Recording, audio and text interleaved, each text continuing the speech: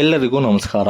ಮೊದಲನೇದಾಗಿ ಕನ್ನಡ ಎಡುಕೇರ್ ಯೂಟ್ಯೂಬ್ ಚಾನಲ್ಗೆ ತಮ್ಮೆಲ್ಲರಿಗೂ ಕೂಡ ಆತ್ಮೀಯವಾಗಿರ್ತಕ್ಕಂತಹ ಸ್ವಾಗತ.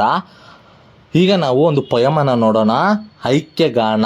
ಇದನ್ನು ಬರೆದಿರ್ತಕ್ಕಂಥವ್ರು GS ಶಿವರುದ್ರಪ್ಪ ಅವರು. ಇಲ್ಲಿ ಹಲವಾರು ಉದಾಹರಣೆಗಳ ಮುಖಾಂತರ ನಮ್ಮಲ್ಲಿ ಯಾವ ರೀತಿಯಾಗಿ ಒಗ್ಗಟ್ಟಿರಬೇಕು ಅನ್ನೋದನ್ನ ಕವಿಯವರು GS ಶಿವರುದ್ರಪ್ಪ ಅವರು ತಿಳಿಸ್ತಾ ಹೋಗಿದ್ದಾರೆ. ಇಲ್ಲಿ ಮೊದಲನೇ ಪ್ಯಾರದಲ್ಲಿ ಹೇಳ್ತಾರೆ, ಒಂದೇ ಒಂದೇ ನಾವೆಲ್ಲರೂ ಒಂದೇ, ಈ ದೇಶದೊಳೆಲ್ಲಿದ್ದರೂ ಭಾರತ ನಮಗೊಂದೇ. ಅಂದರೆ ಇಡೀ ಭಾರತದಲ್ಲಿ ನಾವೆಲ್ಲೇ ಇದ್ದರೂ, ನಾವೆಲ್ಲೇ ವಾಸ ಮಾಡಿದ್ರು, ನಾವೆಲ್ಲೇ ಜೀವನವನ್ನು ಮಾಡಿದ್ರು, ನಾವು ಒಂದೇ, ನಮಗೊಂದೇ, ನಮಗೆ ಭಾರತ ಒಂದೇ. ನಾವು ಭಾರತ ದೇಶದಲ್ಲಿ ಎಲ್ಲೇ ಇದ್ದರೂ ನಾವು ಭಾರತೀಯರು ಅಂತಂದು ಹೇಳ್ಕೋಬೇಕು, ನಾವು ಭಾರತದ ಮಣ್ಣಿನ ಮಕ್ಕಳು ಅಂತಂದು ಹೇಳ್ಕೋಬೇಕು ಅಂತಂದ್ಬಿಟ್ಟು ಇಲ್ಲಿ ಮೊದಲನೇ ಪ್ಯಾರದಲ್ಲಿ ಹೇಳ್ತಾರೆ. ಹಲವು ಕೊಂಬೆಗಳ ಬಾಚಿಕೊಂಡರು ಮರಕ್ಕೆ ಬುಡ ಒಂದೇ, ಸಾವಿರ ನದಿಗಳು ಹೇಗೆ ಹರಿದರೂ ಕೊಡುವ ಕಡಲೊಂದೇ. ಅಂದರೆ ಇಲ್ಲಿ ಹೇಳ್ತಾರೆ, ಹಲವಾರು ಕೊಂಬೆಗಳನ್ನು ಹೊಂದಿರತಕ್ಕಂತಹ ಮರ ನೀವು ನೋಡ್ಬೋದು, ಒಂದೇ ಬುಡ ಆಗಿರುತ್ತದು. ಅದಕ್ಕೆ ಒಂದೇ ಬುಡ ಎಷ್ಟೊಂದು ಕೊಂಬೆಗಳ ಹರಡ್ತಾ ಹೋಗಿರುತ್ತೆ.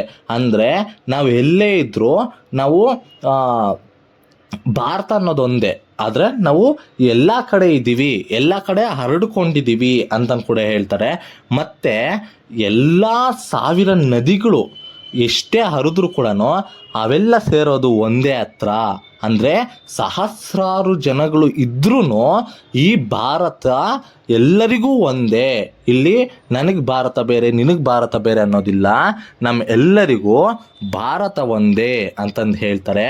ಈರುಳಿಗೆ ಸಾಸಿರ ಚಿಕ್ಕಿಗಳಿದ್ದರೂ ಹಗಲಿಗೆ ರವಿ ಒಂದೇ, ಅಗಣಿತ ಗ್ರಹಮಂಡಲಗಳ ಚಲನೆಗೆ ಆಕಾಶವು ಒಂದೇ. ಅಂದರೆ ಇರುಳಲ್ಲಿ ಎಷ್ಟೇ ಸಹಸ್ರಾರು ಚುಕ್ಕೆಗಳಿದ್ರೂ ಅವನಿಗೆ ಸೂರ್ಯ ಒಬ್ಬನೇ ಇರ್ತಾನೆ. ಅಂದರೆ ಯಾವತ್ತೂ ಕೂಡ ಸೂರ್ಯ ತನ್ನ ದಿನಚರಿಯನ್ನು ಮರೆಯೋದಿಲ್ಲ. ಎಷ್ಟೇ ಭೂಮಂಡಲಕ್ಕೆ ಎಲ್ಲೇ ಇದ್ದರೂ ಇಡೀ ಪ್ರಪಂಚಕ್ಕೂ ಕೂಡ ಸೂರ್ಯ ಒಬ್ಬನೇ ಆಗಿರ್ತಾನೆ. ಇಲ್ಲಿ ಸೂರ್ಯ ಬೇರೆ ಕಡೆಗೊಂದು, ಭಾರತಕ್ಕೊಂದು, ಚೀನಾಗೊಂದು, ರಷ್ಯಾಗೊಂದು ಥರ ಇರೋದಿಲ್ಲ. ಇಡೀ ಭೂಮಂಡಲಕ್ಕೂ ಸೂರ್ಯ ಒಬ್ಬನೇ ಆಗಿರ್ತಾನೆ. ಅಲ್ಲಿ ಮತ್ತು ನಕ್ಷತ್ರಗಳಿಗೂ ಅಷ್ಟೇ, ಎಷ್ಟೇ ನಕ್ಷತ್ರ ಇದ್ರೂ ಅದರಲ್ಲಿ ಚಂದ್ರನೇ ಒಬ್ಬನಾಗಿರ್ತಾನೆ. ಅದೇ ರೀತಿಯಾಗಿ ಏನು ಗ್ರಹಗಳು ಅಂತ ನಾವು ಕರಿತೀವಿ, ಆ ಗ್ರಹಗಳಿಗೂ ಕೂಡ ಒಬ್ಬನೇ ಒಂದೇ ಆಕಾಶ ಆಗಿರುತ್ತೆ ಅಂತಂದು ಹೇಳ್ತಾರೆ. 100 ಬಗೆಯ ಆರಾಧನೆ ಇದ್ದರೂ ದೇವರು ಎಲ್ಲರಿಗೂ ಒಂದೇ, ಹಲವು ಬಣ್ಣಗಳ ಹಸುಗಳು ಕರೆಯುವ ಹಾಲಿನ ಬಿಳುಪೊಂದೆ. ಅಂದರೆ ಹೇಳ್ತಾರೆ, ಸಹಸ್ರಾರು ನಾಮಾಂಕಿತವನ್ನು ಹೊಂದಿರತಕ್ಕಂತಹ ದೇವರುಗಳು ಅಲ್ಲ, ಜೀಸಸ್ ಇರ್ಬೋದು, ಶಿವ, ಗಣೇಶ, ಕೃಷ್ಣ, ಎಲ್ಲರೂ ಕೂಡ ನಾವು ಸಹಸ್ರಾರು ನಾಮಗಳನ್ನು ಇಟ್ಕೊಂಡಿದ್ದೀವಿ. ಆದರೆ ದೇವರು ಒಬ್ಬನೇ ಇರೋದು. ಆ ಒಬ್ಬನೇ ಸಹಸ್ರಾರು ಜನಕ್ಕೂ ಒಂದು ಶಕ್ತಿ. ಆ ಶಕ್ತಿಯನ್ನೇ ನಾವು ನಂಬೋದು. ದೇವರು ಅಂತಕ್ಕಂತಹ ಶಕ್ತಿಯನ್ನು ನಾವು ನಂಬ್ತೀವಿ. ಈಗ ಎಮ್ಮೆ, ಹಸುವಲ್ಲೂ ಬೇಜಾನ್ ಜಾತಿಗಳಿದ್ದಾವೆ. ಆ ಎಲ್ಲ ಜಾತಿಯ ಹಸುಗಳು, ಎಮ್ಮೆ ಕೊಡ್ತಕ್ಕಂತಹ ಹಾಲಿನ ಏನು ಕಲ್ಲರ್ ಇರುತ್ತೆ ಅದು ಒಂದೇ ರೀತಿಯಾಗಿರುತ್ತೆ, ಅದು ಚೇಂಜಸ್ ಇರಲ್ಲ ಅಂತಂದು ಕೂಡ ಹೇಳ್ತಾರೆ.